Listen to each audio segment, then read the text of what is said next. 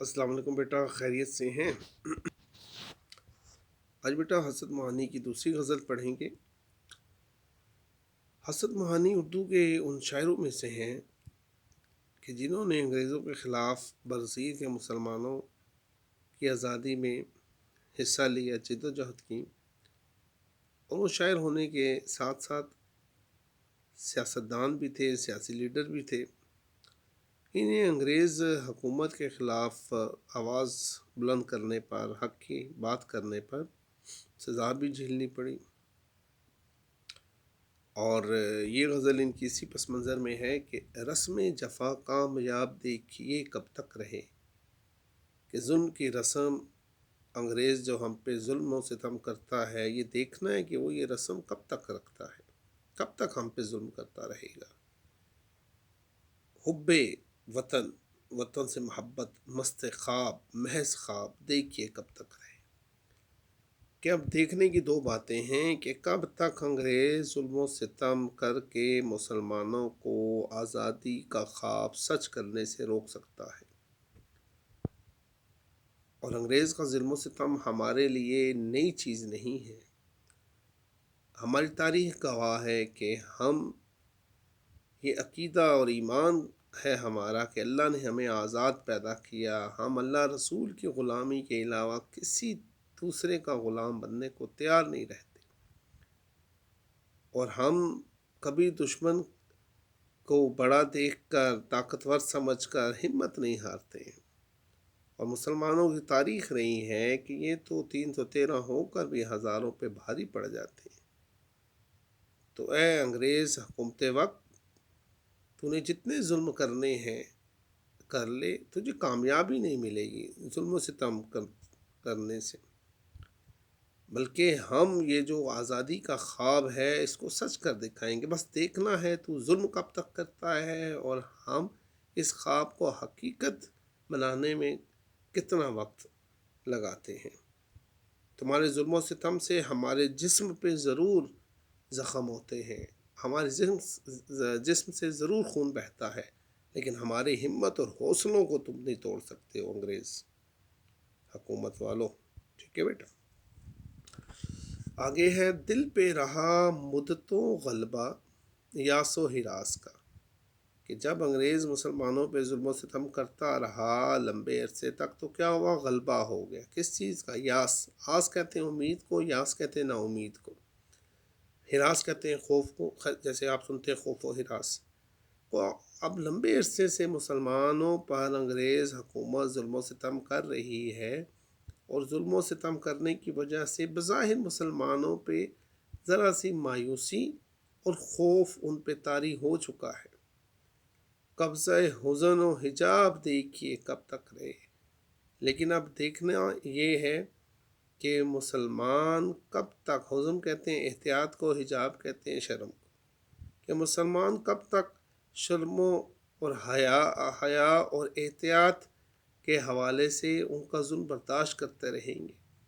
لمبے عرصے تک ظلم و ستم نہیں چلے گا۔ بات جب ضمیر کے سودے کی ہو، ڈٹ جاؤ حسین کے انکار کی طرح، کہ ظلم و ستم کی وجہ سے مسلمان احتیاط کا شکار ہیں، جھجک محسوس کر رہے ہیں۔ اسی لیے بظاہر تحریک آزادی میں کچھ مسلمان حصہ نہیں لے رہے ہیں، لیکن انگریز حکومت تجھے یہ دیکھ کر خوش ہونے کی صورت نہیں ہے کہ مسلمان متفق نہیں ہیں، متحد نہیں ہیں۔ مسلمانوں کو معلوم ہے کہ اللہ نے ان کا حکم دیا وَاعْتَصِمُوا بِحَبْلِ اللَّهِ جَمِيعًا وَلَا تَفَرَّقُوا، کہ متحد ہو جاؤ، تفرقے میں نہ پڑو۔ یہ اس لیے مسلمان کچھ تحریک آزادی سے دور ہیں کہ انہیں جھجک ہے، تم نے ظلم و ستم اس قدر کیا کہ وہ احتیاط کی بنیاد پہ نہیں آ رہے ہیں، ورنہ آزادی کا نعرہ تو ہر ایک کا ایمانی نعرہ ہے۔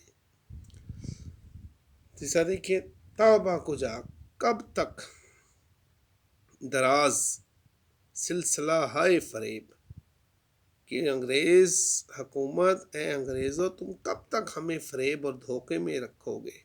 کب تک؟ ضبط کی لوگوں میں تاب دیکھیے کب تک رہے، اور دیکھیں گے کہ کب تک لوگ تمہارے اس فریب میں آتے ہیں۔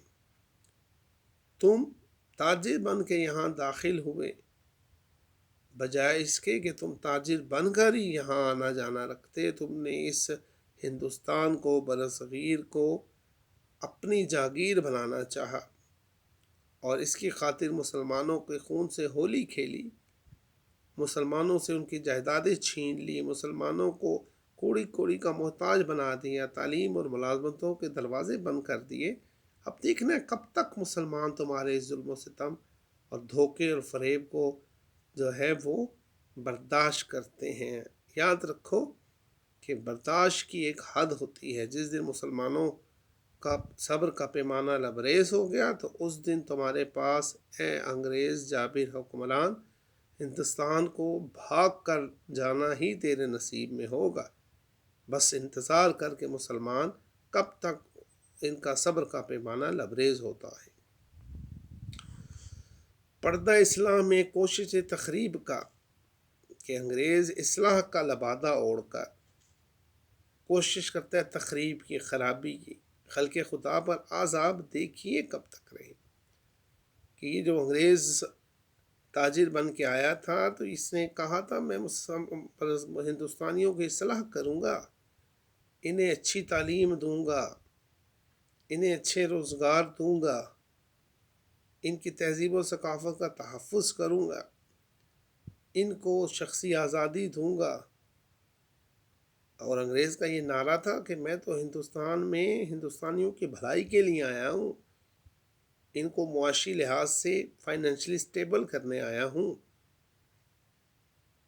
بظاہر تم اصلاح کی بات کرتے ہو لیکن حقیقت میں تم خرابی پیدا کرتے ہو۔ تم مسلمانوں سے ان کی تہذیب، ان کی ثقافت، ان کی روایات، ان کی تاریخ، ان کی عبادت، ان کا عقائد کا سلسلہ تم چھیننا چاہتے ہو، اور ہم تمہاری سازش کو بھانپ چکے ہیں، جان چکے ہیں، کیونکہ ہمارے رب نے ہمیں پہلے ہی سمجھا دیا اور بتا دیا تھا کہ جب اصلاح کرنے والے خرابی پیدا کرنے کی کوشش کریں تو جب انہیں ان کی خرابی سے روکو تو کیا کہتے ہیں کہ قالوا انا نحن مصلحون، کہ ہم تو اصلاح کرنے والے ہیں، حالانکہ وہ فسادی ہیں، فساد فی الارض والے ہیں۔ تو ہم تمہاری اس خرابی کو سمجھ چکے ہیں، بس تم ایک عذاب کی طرح ہم پر مسلط ہو۔ تو عذاب ہماری کچھ کاہلی کی وجہ سے آ گیا، لیکن اب عذاب دیکھنا ہے یہ کب تک رہے گا، لیکن مقدر تمہارا ہندوستان کو آزاد کر ہی دینا ہی ہے۔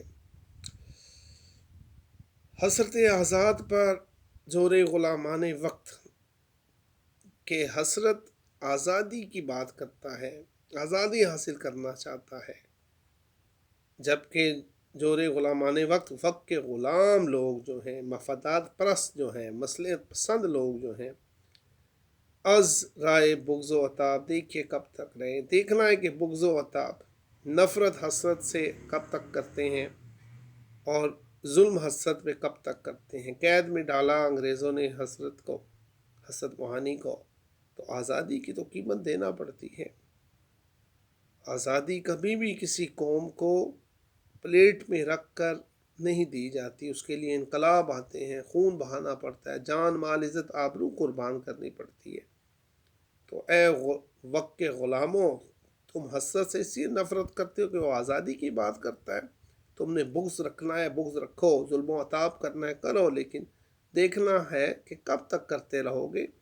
تم میرا جسم مجھ سے چھین سکتے ہو، میرا حوصلہ تم نہیں توڑ سکتے ہو، تم مجھے اذیت دے سکتے ہو لیکن میرے دل و دماغ سے آزادی کی محبت کو نہیں نکال سکتے ہو۔